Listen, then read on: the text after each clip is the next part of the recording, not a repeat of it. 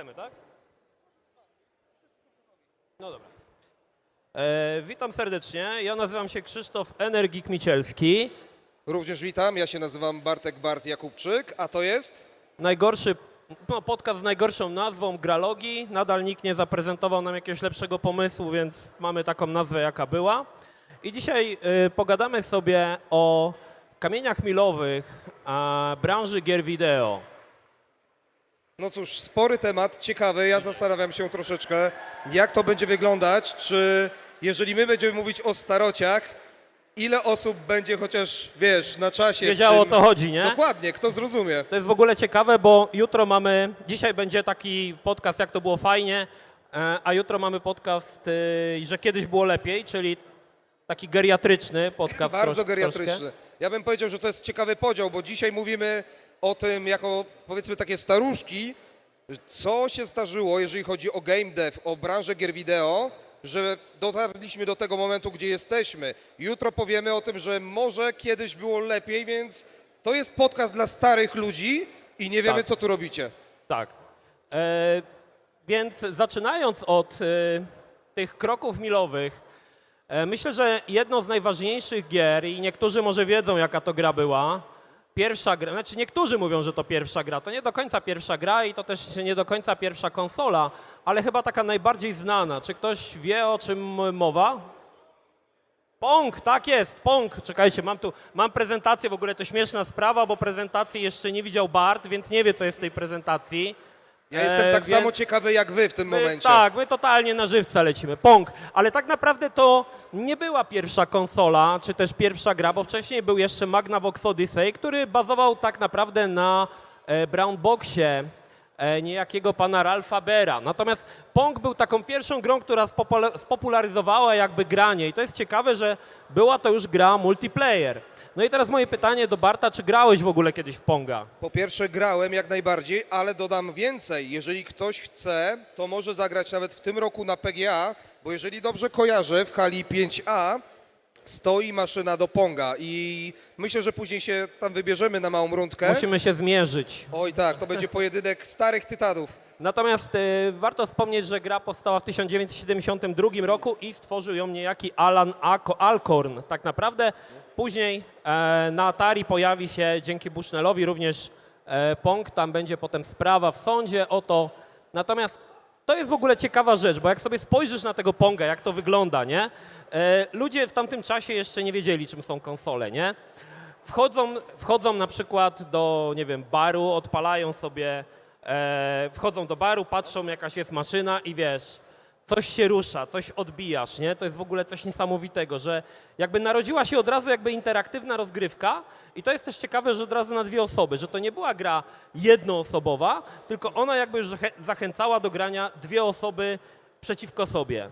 Tutaj mamy dość taki, myślę, fajny czy też ciekawy wątek psychologiczny, który można by poruszyć, bo to, co zaznaczyłeś, mamy grę, która polega na rywalizacji. Pierwsze developmenty, jeżeli mówimy o grach wideo, to był jeden wielki eksperyment. Ludzie nawet do końca nie wiedzieli, no bo nie było określenia, nie było żadnych ram, czym są gry wideo, więc w jakich ramach przede wszystkim powinniśmy się poruszać, co chcemy osiągnąć, czego oczekuje gracz, kto to w ogóle jest gracz w tym momencie. Nie było tych pojęć, one były kreowane bardzo naturalnie. Natomiast co dla mnie jest bardzo niezwykłe w Pongu, to, że po pierwsze gra jest niezwykle prosta i tutaj nie chodzi o prostotę w grafice, bo oczywiście jak na tamte lata, no niewiele było do wymyślenia. Natomiast po pierwsze prostota jest zawsze dobrym momentem, czy dobrą drogą do tego, żeby iść i rozwijać jakiś kierunek. Po drugie, nie kombinujemy i postawiliśmy na prostą rywalizację. Mamy dwie kreski, mamy kropkę czy też kwadrat w tym przypadku, który się porusza. Realizacja samej rozgrywki jest banalnie prosta. Ty od razu wiesz, o co chodzi, tam próg wejścia praktycznie nie istnieje. No to jest w ogóle też ciekawe, bo większość gier arcade'owych, jeżeli tak się troszkę wybiegniemy w przyszłość, ma właśnie tą zasadę, że musisz w mig pojąć, o co chodzi i zrozumieć zasady gry. Nie może to być, że się zastanawiasz, tak jak teraz mamy tutoriale, nie? Jak skakać, jak chodzić w prawo, jak chodzić w lewo. Wtedy miałeś jakby takie coś, że odpalasz i grasz. Od razu jasne, proste zasady, które wynikały jakby z samej od razu rozgrywki, nie? No tak, bo ona była czytelna przede wszystkim od razu na pierwszy rzut oka. Zobaczyłeś moment rozrywki i wiesz, na chwilę obecną, no okej, mamy ustandaryzowane pewne rzeczy, jeżeli chodzi o gaming. No prosty przykład, Krzychu, czym skaczesz, jak grasz na klawiaturze? Xem? A, spacją. No tak, Xem też. Xem też. Właśnie chodzi o to, że nauczyliśmy się po pierwsze języka gier, po drugie pewne rzeczy zostały ustandaryzowane. Wtedy to była samowolka, więc pomijając ograniczenia techniczne, jeżeli chciałeś przekonać kogoś do nowego produktu, bo to był nowy, bardzo taki niezrozumiały i to jest świetne, co zaznaczyłeś, niezrozumiały produkt, musiałeś od razu pokazać komuś, słuchaj, chodzi tutaj o to, masz 2 zadania maksymalnie. Bawisz się, wiesz o co chodzi, to jest dla ciebie czytelne. Czytelność po dziś dzień jest bardzo istotna, natomiast to jest dla mnie też w ogóle ciekawe. Z jednej strony zobacz, jeżeli nawet spojrzymy sobie na tą grafikę i to, o czym wspomniałeś, po dziś dzień gry mieszają się między bardzo dużą prostotą, a grami, które powiedzmy będą dużo bardziej niszowe, ale idą w skomplikowanie i też przecież mają swoje grono odbiorców. No tak, ale zauważ, że te wszystkie skomplikowane dzisiaj gry mają właśnie takie dosyć duże, rozbudowane te tutoriale, że musisz wejść, nie? Ja powiem Ci, że jak są jakieś bardziej skomplikowane gry, to ja czasami grając w tutorialu już zapomniałem, czego się nauczyłem, nie? A już nie daj Tak, Boże, tak. że zostawiasz grę na przykład na 2-3 tygodnie, wracasz do niej i w ogóle nic nie wiesz, jak się grało, nie?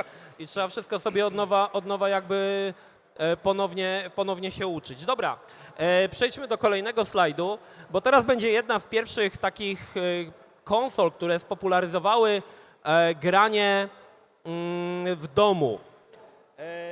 Czy ktoś wie, jaka to konsola? Ja widzę rękę tam. To ja może wezmę. Dobra. Mi się wydaje, że tutaj możemy mieć takiego małego geniusza. Zapraszam cię ze mną. Ja cię wyciągnę z tłumu na scenę, pokaż się ludziom. Rozumiem, że wiesz. Dobra, to my cię przepytamy na szybko, co ty na to? Dobra, okej. Jak się na imię?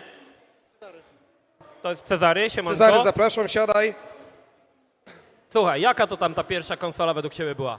Znaczy tutaj mówimy o Atari 2600. Tak jest, Atari 2600, na którą pojawiły się jeden z najważniejszych rzeczy, mianowicie gry na kartridżach. Już nie trzeba było chodzić do automatów, gdzieś tam do jakiejś speluny, gdzie tam mogli ci nóż pod żebro wsadzić, tylko mogłeś grać w domu, nie? Jak najbardziej. I ja mam do ciebie jedno pytanie. Chciałbym, żebyśmy sprawdzili, jak wygląda znajomość mitów. Kartridże, dmuchanie w kartridże, pomaga czy nie pomaga? Absolutnie nie pomaga. A dlaczego? Z racji na wilgoć, którą jakby dodajemy do kartridża, jak to ujmę.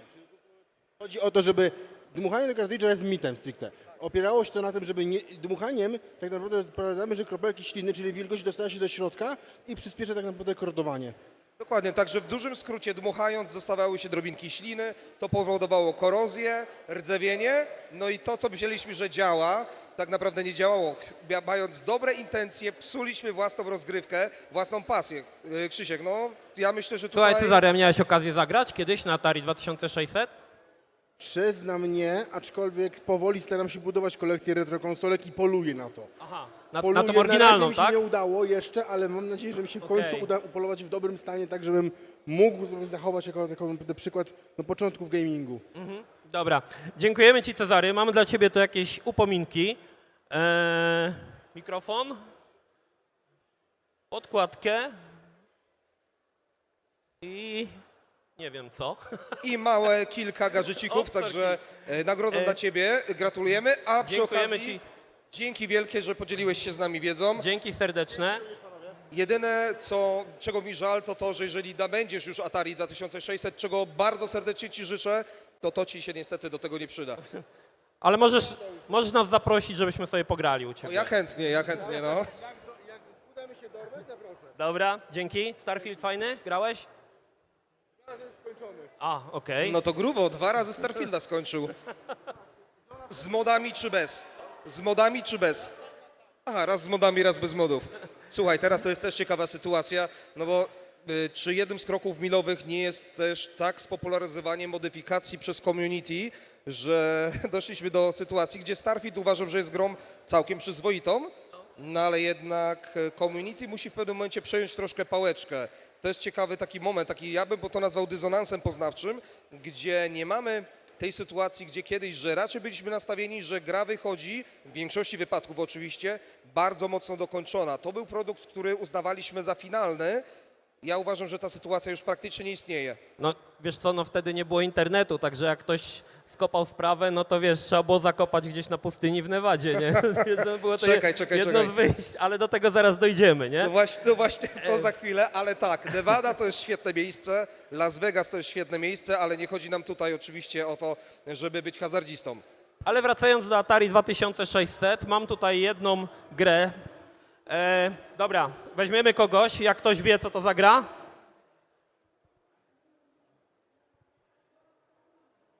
Nie wybrałem gościa dlatego, że ma fajną koszulkę. Siadaj tutaj obok. Jaka to jest gra? Wydaje mi się, że to jest Spider-Man. Tak, to jest Spider-Man na Atari 2600 i tutaj jest jedna z ciekawych rzeczy, że w tamtym czasie gracze musieli mieć mega wyobraźnię, żeby sobie wyobrazić, że ten typek, który tam chodzi, że to jest Spider-Man. To jest w ogóle fajna rzecz i myślę, że jutro nawiążemy do tego w naszym podcaście, że gracze musieli mieć niesamowicie rozbudowaną wyobraźnię, żeby sobie wyobrazić to, że to jest właśnie gra, którą kupili tak naprawdę, nie? O takim tytule. 100% racji i zauważ, że mamy bardzo, ja przynajmniej tak to widzę, jestem ciekaw zarówno twojego, jak i twojego zdania na ten temat, bo ja uważam, że sytuacja jest bardzo podobna jak w przypadku, kiedy w latach 90. pojawiły się nośniki CD i pierwsza grafika 3D, o tym oczywiście szerzej zaraz, ale ja zawsze miałem coś takiego, że mimo wszystko, że tu mój umysł w grach 2D, szczególnie jeżeli pójdziemy dalej do końcówki lat 80., ręcznie rysowana grafika 16-bitowa, ona była dla mnie taka bardzo przyjazna. Mózg musiał coraz mniej uzupełniać, po czym wchodzi grafika 3D i ta pierwsza grafika 3D, wbrew pozorom, ja odczuwałem to tak, że mój umysł musi jeszcze bardziej uzupełnić braki, przez to, że niby mamy postęp graficzny, ale mój mózg odbiera to jako coś dużo bardziej brzydszego, mniej szczegółowego, mniej zrozumiałego dla siebie. Grałeś w ogóle w Spidermana? Nie miałem okazji. Ale Nie w miałem ogóle w okazji. jakiegoś grałeś? Tylko tego na PlayStation Na pierwszego. PlayStation. No właśnie, zobaczcie, tu mamy porównanie, jak wyglądał kiedyś Spider-Man, a tutaj mamy, jak wygląda najnowszy Spider-Man, czyli Spider-Man 2 od Insomniac Games. I różnica pomiędzy tymi grami jest 41 lat. Przez 41 lat taką przeszliśmy drogę. Z czegoś takiego do czegoś takiego. Więc pytanie do ciebie, czy potrafisz znaleźć 3 różnice na tych dwóch obrazkach? Słuchaj, ja sądzę, że wiesz co, paznokieć bohatera ma więcej pikseli niż cała ta gra. Tak może być. Na pewno kolor pajęczyny się różni, nie? Okej. Ale powiedz, gdybyś na przykład nie czytał komiksu, nie? Znaczy wiedziałbyś, że jakoś tam Spider-Man wygląda, czy jakbyś spojrzał na to, to byś wiedział, że to jest Spider-Man? Bez kontekstu raczej bym chyba Bez- nie wiedział. No właśnie, bo tu jest dobry kontekst, że wchodzi, nie? I coś mu z twarzy czarnego wylatuje. Nie wiadomo, to wygląda, mógłby spaść też, to mógł być na przykład krew i on się tak zsuwa z tego. Dobra, słuchaj, dzięki serdeczne, od nas dostajesz, proszę, może Bart potem będzie dawał coś. Ja mogę dać następny, nie ma Dobra. problemu najmniejszego. Proszę, musimy to rozdać i tak. Mamy trochę do rozdania, także bierzcie i bawcie się tym Dzięki wszyscy. serdeczne, fajna koszulka, kiedyś bym chciał taką sobie kupić też. No dobra, słuchaj, poruszyłeś ciekawy temat, czyli to, jak nasza wyobraźnia potrafiła uzupełniać to, co widzimy na ekranie. Czy nie jest też ciekawym tematem, przynajmniej u mnie trochę jest, no nawet nie tyle sama grafika, ale też odbiornik, na który patrzymy. Pamiętasz to klasyczne rozmycie CRT-ków, które sprawiało, że to było przyjemniejsze albo łatwiejsze dla naszego mózgu, bo nie widzieliśmy tylu baboli. Tak, ale to było chyba najbardziej widzialne, znaczy to najbardziej mi się rzucało w oczy za czasów dla mnie Amigi i pierwszego PlayStation, bo to jakby te telewizory CRT miały jakby taki aliasing, nie? Antyaliasing. Tak, jak najbardziej, ten klasyczny blur taki naturalny. Tak, i to jest w ogóle też ciekawe, bo mój kolega Arek miał kiedyś Amigę i te same gry odpalane na Amidze i na PC-cie, mi się wydawało, że u mnie na PC wyglądają gorzej, nie? Że na Amidze wyglądały lepiej. A on to odpalał na jakimś tam Rubinie 20-letnim i mówię, kurde, zajebiste, nie? A odpalasz u mnie i takie jakieś ząbki, piksele widać. Wtedy jeszcze nie wiedzieliśmy, że to piksele, mówiliśmy ząbki, nie? Tak, tak, klasyczne ząbki albo po prostu kwadraty widzę. Tak, no. Także faktycznie tutaj kwestia odbiorników była, myślę, dosyć ważna, zwłaszcza, że te Atari 2600, jeżeli ktoś miał w Polsce, no to nie odpalał na jakichś najnowszych telewizorach, tylko na jakieś Unitrze i to tak wtedy wyglądało, nie? Zabrałeś mi argument z Unitrą w tym momencie, ale tak, ja pamiętam swoją Unitrę, do której się podłączało wiele rzeczy i pamiętam doskonale, jak wróciłem po latach do moich staroci, które wyciągnąłem z piwnicy i to jest moment, kiedy dociera do nas przede wszystkim dwa bardzo istotne takie elementy. Pierwsze, no wiesz co, może nasza pamięć pamięta trochę ładniej niż my, a drugie, jeżeli faktycznie jeszcze miałem te tak zwane kineskopowe telewizory, albo jak się na niej mówiło, telewizor z... No właśnie, myślę, że to jest czterema temat na literami. jutro. Tutaj nie, wiesz, nie wystrzelajmy amunicji na jutro, bo potem jutro nie będziemy mieli o czym gadać, nie? Tak jest. Natomiast ja mam do Was kolejne pytanie. Czy ktoś wie, na Atari 2600, jaka gra sprzedała się w największej ilości egzemplarzy? Zapraszam Cię.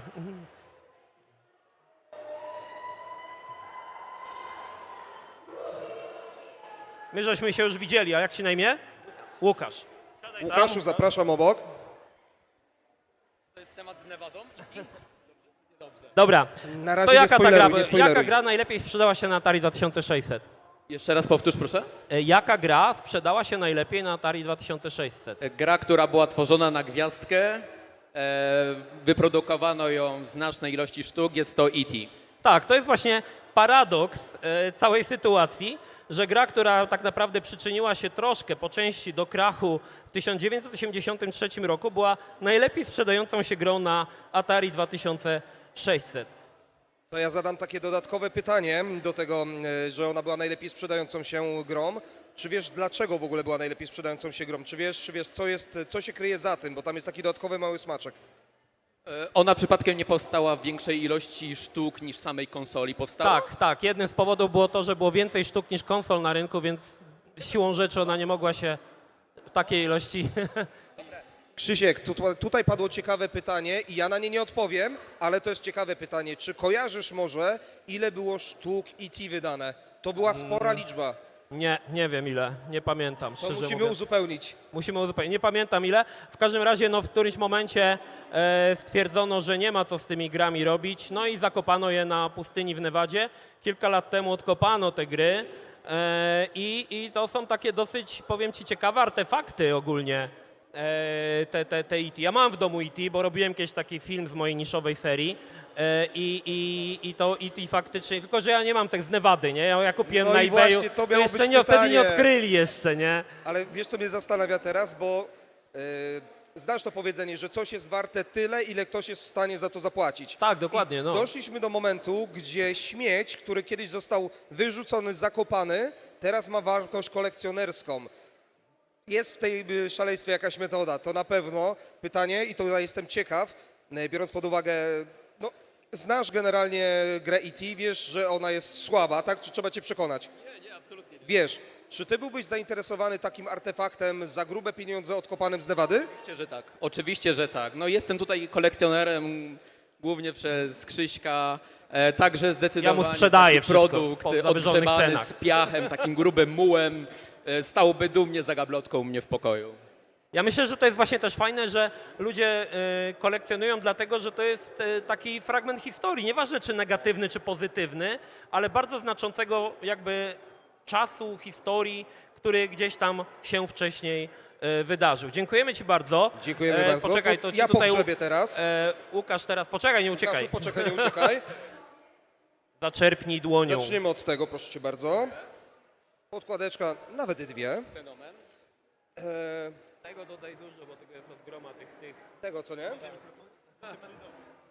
I jeszcze to dla ciebie w takim razie. Chociaż tak myślę, jak zostawimy to i to na ostatnie, to będzie chyba okej, co nie? To jeszcze to. Proszę cię bardzo. No i trzymamy kciuki, żebyś znalazł tego E.T., żeby ten dziwny Tak, twór, tak. który... I żeby to był artefakt z Nevady najlepiej, nie? Tak, z Jeszcze. piachem jeszcze, tak, z piachem. jajami Z skorpionów. piachem Nevady. Ja bym chciał taki bardzo. No ale... Tego ci nie mogę zagwarantować, ale jeżeli chcesz, słuchaj, ja widziałem tutaj obok piaskownicę i możemy się pobawić, wiesz. No ja- Zasłonię ci oczy, będę mówił, że jesteśmy w Las Vegas. nie ma problemu. Ale słuchaj, E.T., tak jak tutaj powiedzieliśmy, przyczynił się w 1983 roku do krachu gier wideo, który tak naprawdę odbił się na całym rynku. Wiele firm zbankrutowało, najbardziej dostało tutaj oczywiście Atari. I była konsola, która troszkę uratowała rynek konsol. To się działo 2 lata później chyba. Może zapytamy, jaka to była konsola? Myślę, że tak. I ja już widzę nawet Ktoś wie, ręce. jaka to Czekaj. konsola? Wiesz co, bo myśmy brali cały czas z prawej strony. A. Czy jest po lewej stronie ktoś, kto wie? Jest ktoś. Jest to ktoś. zapraszamy cię. My nawet nie Zapraszamy cię, chodź do weryfikujemy nas. tego, czy Dobra? niedawno wrzucałem na Twittera, bo kupiłem za 45 zł klon NES-a. Na okładce był z Crysisem trójką, a kupiłem go dla mojego syna, ale nie dlatego, że tata gra na PlayStation 5, a synowi kupuje jakiegoś dziada za 45 zł, ale sam chciał. I powiem ci, że jest w tych grach jakaś taka magia, że mój syn ma aktualnie 9 lat, on zna tam te Fortnite'y, Minecrafty, GTA, a jednak przyciąga go do tego, żeby grać w te stare gierki, właśnie takie pikselowe. Myślę, że przede wszystkim wygrywa tutaj ta prostota. Bardzo jasne zasady, to o czym mówiliśmy i ta prostota... O, włączył się ten... To jest ten kolejny slajd od ciebie specjalnie tutaj dla gości przygotowany? Nie wiem. Ładny był, ładny. Mi Włączył się się podobał wam. Gadaliśmy tak nudno, że się włączył wygaszacz. Nie po raz prostu. pierwszy, nie ostatni. Okej, I- trochę postaram się dorzucić 3 grosze od siebie, bo to, co mówisz, dla mnie nie jest absolutnie nowością. Mam sporo znajomych, gdzie właśnie pomijając fakt wrzucania dzieciaków w najnowsze tytuły, starają się, nie chcę tego powiedzieć, że w ramach eksperymentu, bo to brzmi okrutnie, absolutnie nie o to chodzi, ale w ramach takiego powiedzmy testu zapoznać ich z takimi właśnie z NES-em, ze SNES-em, ze starymi rzeczami, na których my się wychowywaliśmy i patrzą, jak to mówimy często, czy to żre. I okazuje się, że dzieciaki młode są bardzo często zainteresowane tym bardziej niż tymi najnowszymi tytułami. Właśnie przez to, co powiedziałeś, czytelność, znajomość zasad, ba, często ten świat jest dużo bardziej kolorowy i działający na wyobraźnię, a co jest bardzo istotne też w rozwoju dziecka przy okazji. Może to jest pewnego rodzaju reguła, że warto po kolei też młode pokolenie wrzucać do tego. I ja widzę wasze miny niektórych, to znaczy nie widzę, bo trochę kłamię teraz, bo światło mi przeszkadzają. Zgadujemy, że widzimy. Zgaduję, ale jestem pewien, że może być teraz wśród widowni kilka takich osób, które mówią, co ty gadasz, Bart, przecież no, lepiej rzucić od razu na najnowsze produkcje, na to, co jest teraz. I może to, co ja mówię, jest dziwne właśnie, a skoro ty jesteś jedną z osób, które reprezentują młodsze pokolenie, czy to, co ja powiedziałem, ma jakiś sens dla ciebie, czy uważasz, że to jest bzdura?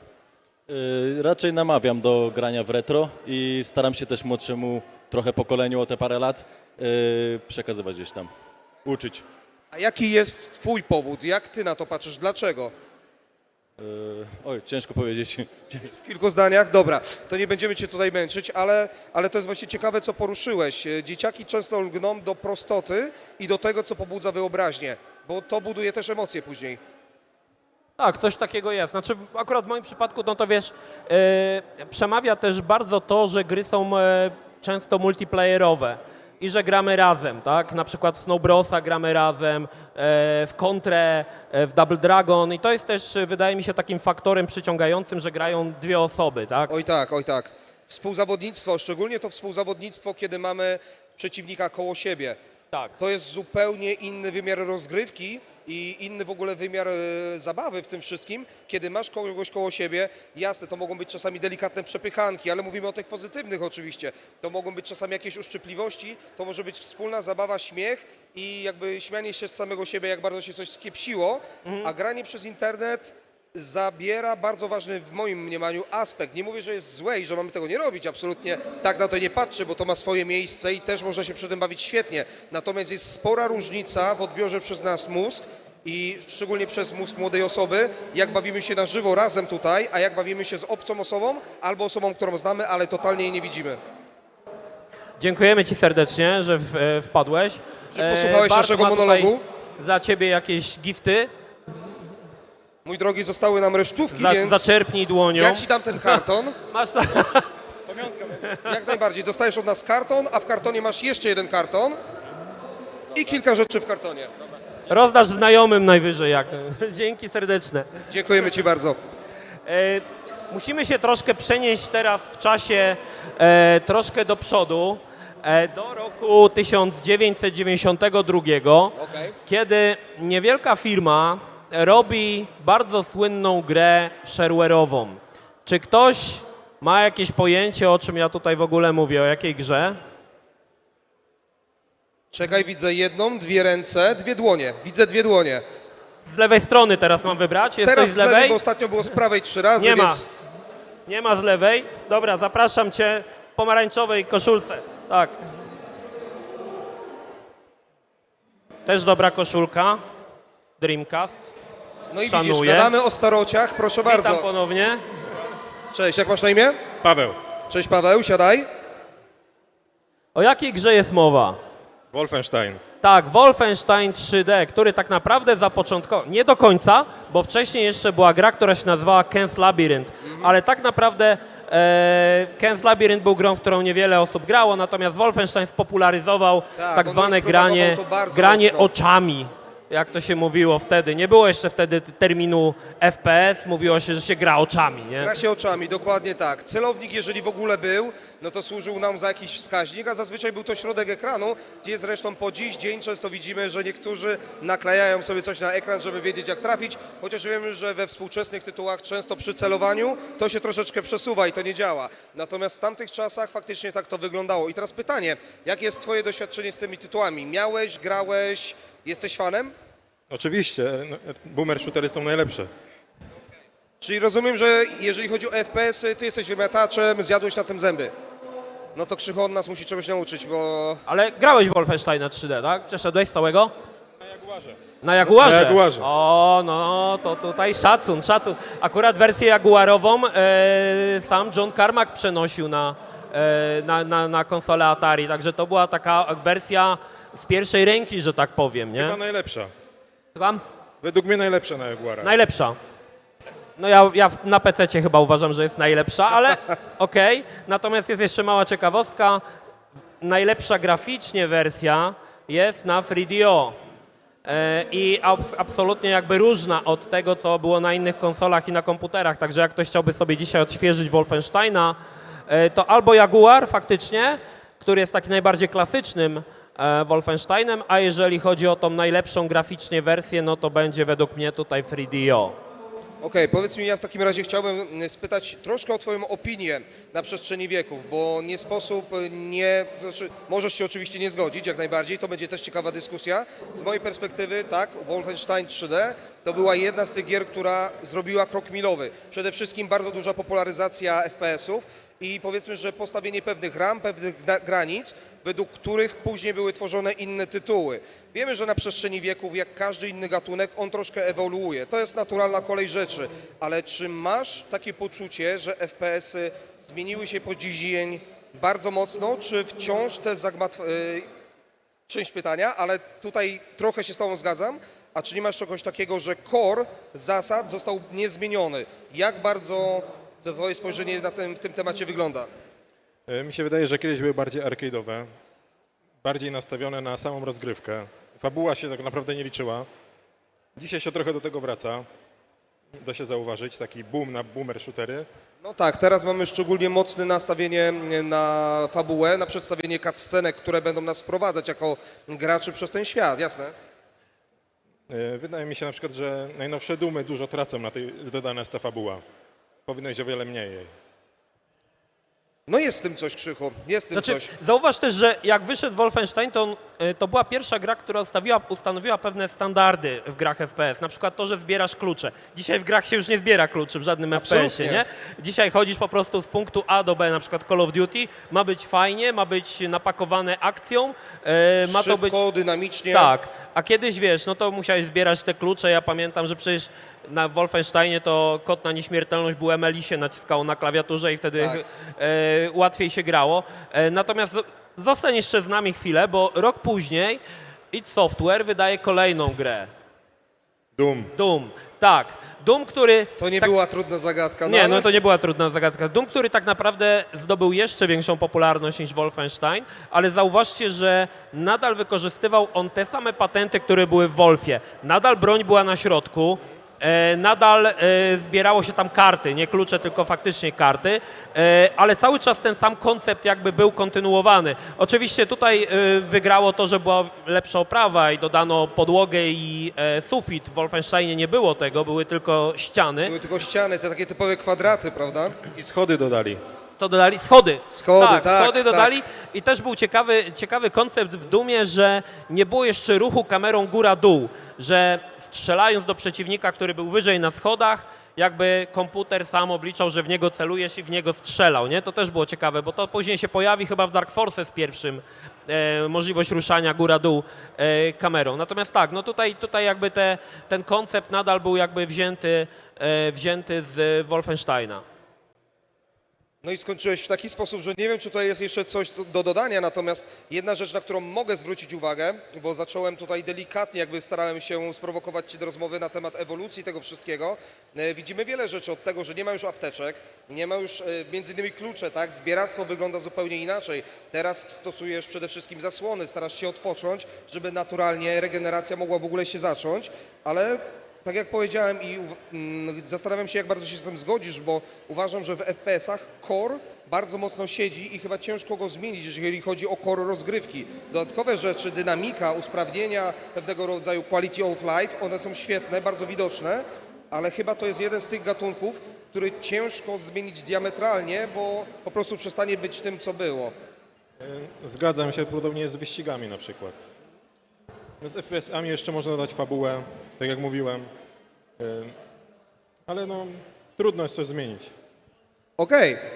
Dziękujemy serdecznie. Słuchaj, nie mamy niestety prezentu, bo tak się kończy rozdawnictwo, że po prostu potem brakuje. Ale uścisk ręki prezesa zawsze. Musimy się Dziękujemy Ci, jednak Paweł. teraz o kolejnym kroku milowym, aby opowiedzieć. Tak naprawdę musimy się troszkę cofnąć, ale to dlatego, że ta gra, czy też może inaczej, ta technologia powstała troszkę wcześniej, ona była po prostu później spopularyzowana. Chodzi o nowy nośnik, zaraz, za moment, bo ja mam tutaj, nie chcę za bardzo. Okej. Natomiast ja teraz mam do Ciebie pytanie. Czy wiesz, jaka była, powiedziałem, że chodzi o nowy nośnik, chodzi oczywiście o płytę CD. Oczywiście. Czy wiesz, jaka była pierwsza gra wydana na płycie CD? Myśmy kiedyś o tym rozmawiali. Czekaj. Nie, dobra, nie będę zgadywać, ale ja mam teraz taki, wiesz, troszeczkę blind, jestem troszeczkę ślepy mało w głowie. kto. Znaczy, możemy się spróbować zapytać, czy ktoś Dobra, wie, jaka była ale pierwsza gra wydana To na jest płycie ciężkie CD? pytanie generalnie. Nikt nie wie? Patrząc po wieku, to chyba nawet nie wiedzą, co to płyta CD może, No wiesz. tak. Dobra. Ty się ciesz, że nie spytałeś się o kasety, tak? I teraz mamy sprawę, którą musimy rozwiązać dwojako. Pierwszą grą wydaną na płycie CD w 1989 roku była gra, która się nazywała The Manhole. Była to gra przygodowa, nawiązująca troszkę do Alicji w Krainie Czarów. Dlaczego mówimy o tym jakby o kolejnym kroku milowym, ale musimy się cofnąć, ponieważ to pojawiło się wcześniej, ale płyta CD została spopularyzowana dużo później, tak? W Dokładnie. Polsce myślę, że takim pierwszym elementem, pierwszą grą, która pokazała, co to jest czytnik CD, był Mad Dog McCree. Świetny tytuł w ogóle. Co? Świetny tytuł. No, jak dla kogo? Natomiast muszę jeszcze tutaj tą informację sprostować, bo The Manhole jest grą, która pojawiła się w Stanach, ale w Japonii pojawiły się rok wcześniej dwie gry, które były na płycie CD. Niestety przerzucił mi się slajd, więc już wiecie. Pierwsza to była Noriko, nie mam zielonego pojęcia, co to jest. Natomiast drugi Również. to był port pierwszego Street Fightera, tutaj pod nazwą Fighting Street. I one się pojawiły w 1988 roku, ale pojawiły się jedynie na konsolę PC Engine. Także no, to było dosyć egzotyczne. Mało kto to w tamtym czasie niestety posiadał. Wiesz co, powiem Ci tak, jeżeli chodzi o Noriko, nie mam pojęcia. Nie zgadłbym w ogóle, mój umysł nie szedł w tą stronę. Jeżeli chodzi o Fighting Street, to już kojarzę. I tutaj przypomniała mi się, to będzie taka malutka dygresja z mojej strony, jeżeli wchodzimy w ogóle na chwilę w świat bijatyk, że wiele osób, myśląc, że grało w pierwszego Street Fightera, grało tak naprawdę Street Fightera 2, a pierwszego Street Fightera nawet nie widziało na oczy, bo on wyglądał zupełnie inaczej. I tutaj, jeżeli ktoś jest ciekawy, ja polecam sobie faktycznie choćby na YouTubie znaleźć gameplay z pierwszego Street Fightera. Był tam nadal Ryu. Tam była główną tak naprawdę, no, można powiedzieć dwie postaci, ale to była jedna postać. Gra była bardzo, bardzo prosta, a ten Street Fighter, którego pierwszy raz ludzie widzieli, to była tak naprawdę dwójka. No o bijatykach to byśmy mogli sobie pogadać, Oj tak. natomiast musimy się zająć niestety tematem, a mamy już tylko 8 minut i nie zdążymy pewnie dobrnąć do końca. W każdym razie ta płyta CD to była w ogóle ciekawa rzecz, bo wcześniej były dostępne dyskietki, one były dostępne i na Atari, i na Commodore, i na Amigę. Pojemność tych dyskietek na PC-cie wynosiła Mega 400, to jest w ogóle śmieszną. No chyba, że miałeś dużą dyskietkę. Dużą, to 1.200 było Tak na, jest. na dużej dyskietce. Każdy miał, kto miał informatykę wtedy. Musiałeś mieć własną dyskietkę na informatyce. Tak jest. I wchodzi płyta CD, która na początku miała pojemność 650 MB. To było w ogóle, to było tak niesamowicie taki game changer, nie? Że nagle gry Ogromny. mogły mieć ogromną ilość, nie wiem, cutscenek, mógł być dubbing cały, mogła być muzyka. To wszystko nagle stanęło otworem przed deweloperami, którzy tak naprawdę troszkę się zachłysnęli tą technologią, bo wchodzimy w ten mój ulubiony czas, wiem, że ty nie lubisz, ale mój ulubiony czas, kiedy zaczęły się pojawiać filmy interaktywne różnej maści. FMV. Kiedyś sobie pogadamy na podcaście o tym, bo to jest temat, Jak który najbardziej. uwielbiam, a wiem, że ty nie za bardzo. Ale pokazuje to właśnie to, że ta pojemność tego nośnika, czy ten nowy nośnik był bardzo potrzebny dla branży, aby móc wykonać kolejny krok, żeby móc iść dalej. Jak najbardziej. I tutaj myślę, że jednym z ważnych takich momentów, czy też elementów, o których warto wspomnieć, jest pierwsze PlayStation, no i oczywiście walka z Nintendo, bo tak chyba można by to określić, czyli powstanie pierwszego PlayStation, to, że przede wszystkim na samym początku Sony podeszło do współpracy z Nintendo. Tam było dużo zagmatwań. Przede wszystkim Nintendo w pewnym momencie zorientowało się, że jeżeli ta umowa dojdzie do końca, to oni będą stratni, bo Sony tak skonstruowało umowę i uważam, że zrobili to bardzo dobrze, że ma większy kawałek tortu. To jest jedna kwestia. Z drugiej strony, to o czym wspomniałeś, mamy przeskok niesamowity między pojemnością kartridża a pojemnością płyty CD. Okej, kartridż wygrywał czasem wczytywania.